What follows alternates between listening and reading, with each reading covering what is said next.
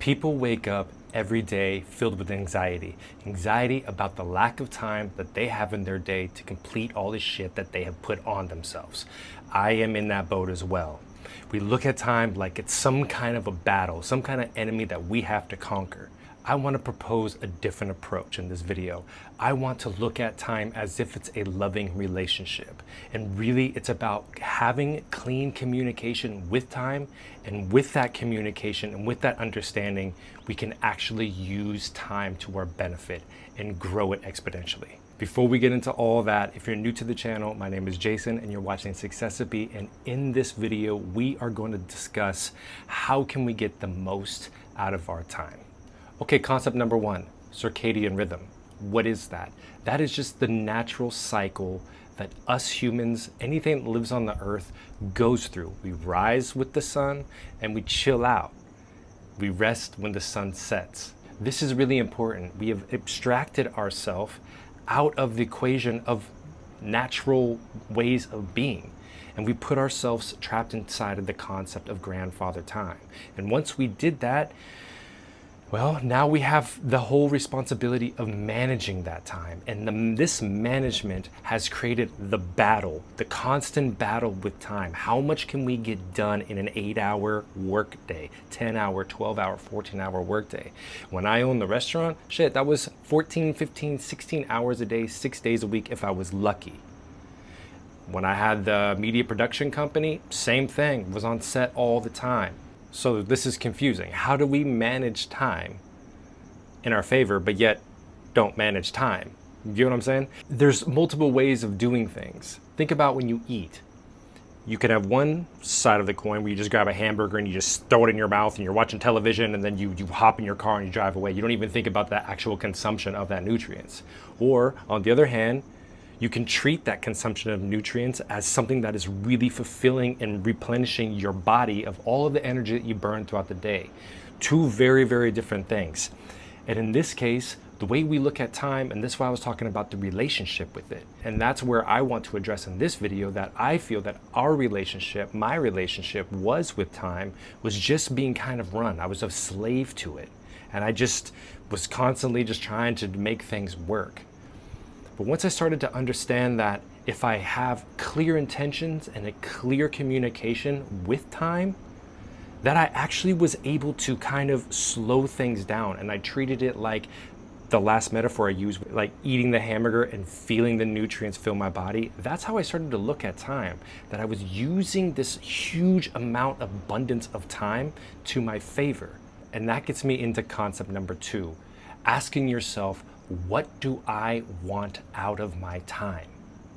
If we ask the question, what do I want to get out of time? Then we can have a very, very clear communication with time about exactly that. Again, I'm going to create a metaphor of having a loving relationship. Is your loving relationship toxic? Are you not communicating with it? Are you not wanting to spend quality time with it? Then you're probably, in this metaphor, being run by time. You're probably just being enslaved by it and can never catch up and just always trying to crawl out. On the flip side, if you wrote out exactly what you want out of your time, you have a very clear understanding. It's an open communication that you're having with time, just like you have with your loved one, your partner. And most of the time, when you have open, clear communication, you can start to discuss and get exactly what you want. So if we are communicating with time, writing down exactly what we want, it makes it easier for us to start to identify what doesn't work and what does work. What do we want? What don't we want? In my case, I started to think about, well, I want time to study, to progress myself. I want time to do work and be productive. I also want time to meditate. I want time to go to the beach, so on and so forth. And then I looked at my day and I'm like, okay, when is a good time to start? I like to rise with the sun, 6, 7 o'clock. And I like to kind of chill out and watch a sunset, and that's probably around 4:35. So I created a range between, let's say, 7:30 and 4:30. And in between this schedule, I have all of these things that are important to me and that also I need to do, like work and make money, right? In my case, I have my own business, and so, I have to be very responsible of my time. But to be responsible of my time, I have to identify what I want to do with it. So that's what I recommend doing. It has worked for me. It might sound silly, but this advice was given to me, and you always hear it everywhere else from other people that are successful. Write down your dreams, write down your thoughts, write down your aspirations. Why not write down what you want out of your time? If you do it, I believe that you will start to see massive changes in your life. Maybe won't be day one or day two, but after a few weeks, a few months, and certainly by the end of the year, you will have a massive improvement and growth in your time garden. The last concept, and this is number 3. When you are inside of a vanilla shop, it's hard to smell the vanilla. I use this as a metaphor just like time. When you're inside the time construct, it's hard to realize time. But once you get yourself out of that vanilla shop, then you can start smelling the vanilla again. So once you start to break free from this toxic relationship you have with time, and you start to mend your relationship with time, you start to realize that you can't bend time, but you sure can frame it in your favor. And that's what we're doing here. So first things first, realize that you're in the time construct, you're inside of the vanilla shop, and now you want to get out of it for your own benefit. Once you have done that, now analyze who you are. Me, I am by business nature very type A. I like to get a whole bunch of shit done, very organized. I check in with all of my team members, so on and so forth. But down deep in who I actually am, very whimsical. I would prefer just to be very free, very loose. I really don't want things to be that rigid. I like to be more squiggly than angular. But let's say that you were more type A. Don't look at yourself inside the construct of work and what you need to be like for work. Think about inside the construct of who you are indigenously. Once you have that understanding, now again, go back to step 2 and make your list of the things that you want to do with time.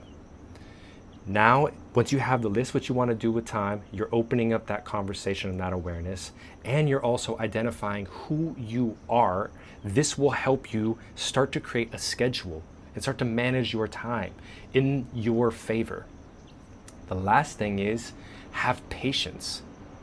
Once you start to get out of that whole rat race concept of time, you start to realize that patience grows time.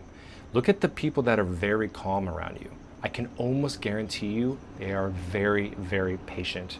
When you go out and you speak to an old person, or you talk to this person like, man, this guy's hella chill, or this woman's really chill, they're patient, and their time, they have mastered the concept of slowing time down. And all of this stuff can't happen right away. Think about it as a seed. When you plant the seed, first it grows roots, and then it grows a stem, and then leaves, and then hopefully fruit.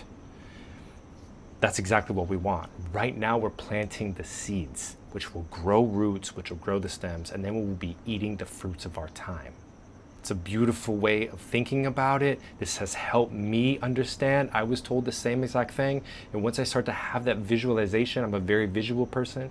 Once I started getting that visualization of time and my relationship with it, man, I started to have a very lovely companionship. And that's really all we have. We have us and we have our time here on this planet. So why don't we make the best of our time? Ask yourself, what do you want with your time? You can click back, rewind a little bit, hit the chapter markers that walk you through some of these steps that I recommended. The most important thing is writing down that list, really being honest with yourself about what you want. And then be honest with yourself about who you are. Once we have that, I guarantee you, you will start to develop a beautiful, loving relationship with time. If you got anything out of this video, or if you know somebody that would, please share it with them. Make sure to hit that like and subscribe button. I appreciate you guys sticking through. Once again, this is Jason, Successipe. Till next time, ciao. Boom, boom.